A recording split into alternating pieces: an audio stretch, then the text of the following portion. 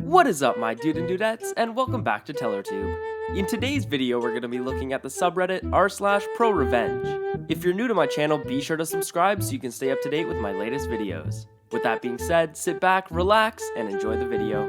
Tour manager thinks he knows better than the technical staff for a big-name comedian, probably cost his job. So this happened quite a few years ago. I used to work as a senior technician for a large entertainment venue, around 2,000 standing capacity. Most of the time, we would have private events, etc., but this particular day, a very well-known comedian was booked to do an hour at the venue. Before the show, I was expected to meet with his tour manager, discuss his needs, set up stuff, etc. He arrives and immediately sets the tone. Personally, I think they thought they were too big to play our venue, but they clearly didn't know what they got into. Dave won't use any of your crappy mics. He tours with his own sound set. Sure, when is it getting here? I've got it with me, the manager said in the most condescending tone ever.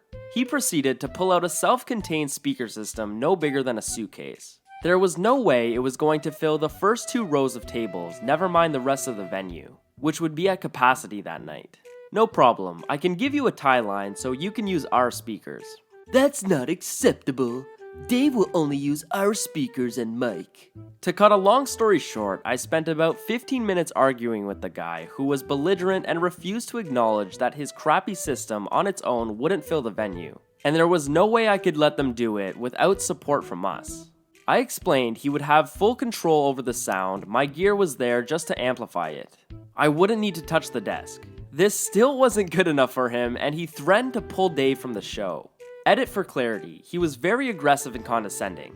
At a few points, he tried to claim I didn't know what I was doing and that I shouldn't be employed by the company as I was clueless, no matter how much I explained the science, etc. He tried to scare me into doing what he wanted by threatening to pull the show.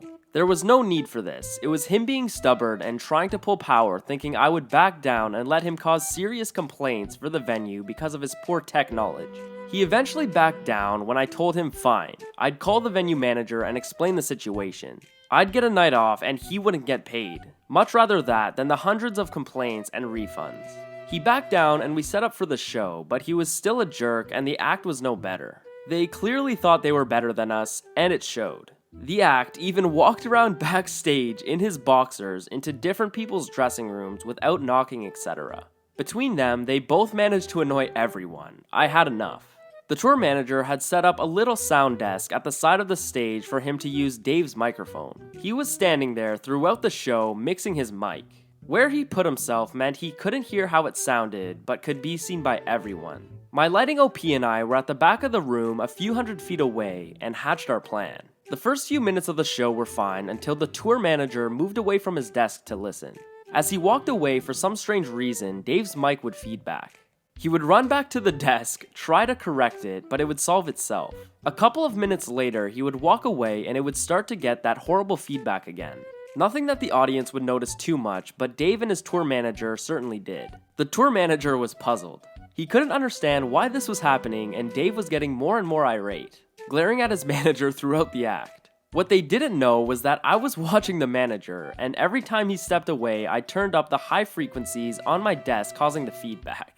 As he got to the desk, I would correct it and get rid of the feedback myself. Rinse and repeat.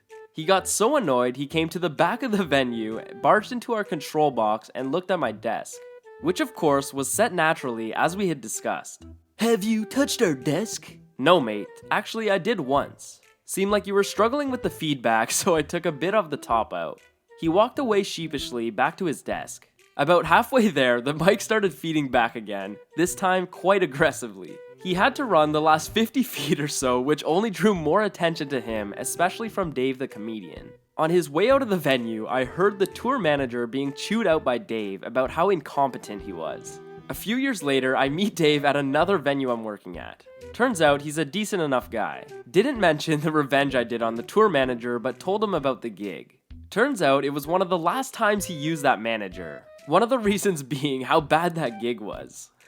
My teacher flooded his neighbor's house with sewage, so his house wouldn't be flooded with sewage. So my teacher lives in a 3-story house, not including the basement, and up the street is some condos. In one of the condos is a family with children. One day, my teacher's wife goes into their basement to do laundry. She smelled dirty diapers. I guess dirty diapers have a distinct smell. She recognized this isn't normal and called my teacher, explaining that it smelled like dirty diapers. Their kids are all grown up, so obviously it wasn't coming from them. My teacher thought about it and speculated someone up the street was flushing their dirty diapers down their toilet. He said to his wife, "Don't flush the toilet, don't use the washer, don't use the sink." He proceeds to call the person that put in the sewer system of his house. They're friends, so he was willing to help him out. What the guy told him to do was plug every drain in his house with some sort of drain plug they sell at a home improvement store for this kind of reason. He even had to take his toilets off and plug the drain on them all except for his 3rd floor. Wait for it.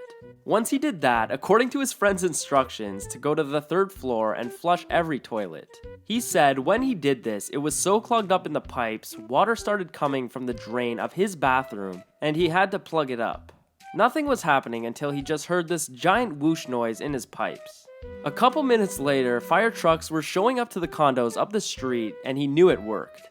The reason why this happened was since his dumb butt neighbors were flushing diapers down the toilet. The way the sewer system works is that it goes downstream of elevation. So coming from the condos down the street, then it comes off an intersection and goes to his house. The diapers were caught at the intersection and actually going to his house. Just the pipes, luckily, unless they didn't take the right action. So by plugging all of the drains except for the 3rd floor, the liquid would need more pressure to travel up to the 3rd floor. Or by flushing all of the toilets and introducing a lot of pressure into the system, because it's at a higher elevation on the 3rd floor. It shot all of the clogged up sewage back up the stream. Even though it was going upstream, remember, pressure. All of his drains were plugged, including the sewage system going down the street. So there's only one way to go, to the neighbor's house and into their house. That's why you don't flush diapers down the toilet, they expand. Actually, don't flush anything other than what should go down there. Your house could just be covered in crap next time because your neighbor knows what he or she is doing. Talk about a crappy situation, eh? Had my half-brother removed from the will after he stole money from our father with Alzheimer's. Shortly after my father was diagnosed with Alzheimer's, my formerly estranged half-brother quit his job and moved in to help take care of my dad. Though there really wasn't enough money, it was agreed to pay him around $300 a week to make up for his missing income. During this time, my half-brother abruptly acquired durable power of attorney and observed medical and financial. My mother and father had separate financial lives, decisions.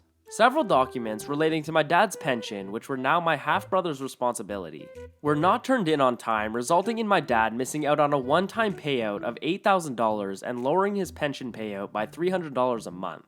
My half-brother then cleaned out my dad's remaining savings. About $3,000 not discovered until about a month later. 6 days later, our father hung himself in the basement. My dad left all of his insurance money and belongings to my mother. Us children were left with only sentimental items. My half-brother was visibly upset and shaking when the will was read. He acknowledged that my mother was receiving everything and left. About a month later, we discovered the missing money. Though he broke no laws because he had power of attorney, we insisted he pay it back, even offered to let him make payments over a 2-year period. He refused, and we have not been in contact for 2 years now. Little did he know that he was in my mom's, his stepmother's will. He would receive half of what is currently a $250,000 estate. I suggested to my mother that she remove him from the will. She did, and I am now the sole beneficiary. He stole $3,000 now to only lose out of $125,000 later. What a dummy. I hope that guy's aware of how much money he could have potentially received. And that's why you don't steal from your family, folks. Anyways, I hope you guys enjoyed today's video. If you did, smash that like button as it would really help me out. Subscribe to my channel so you can stay up to date with my latest videos.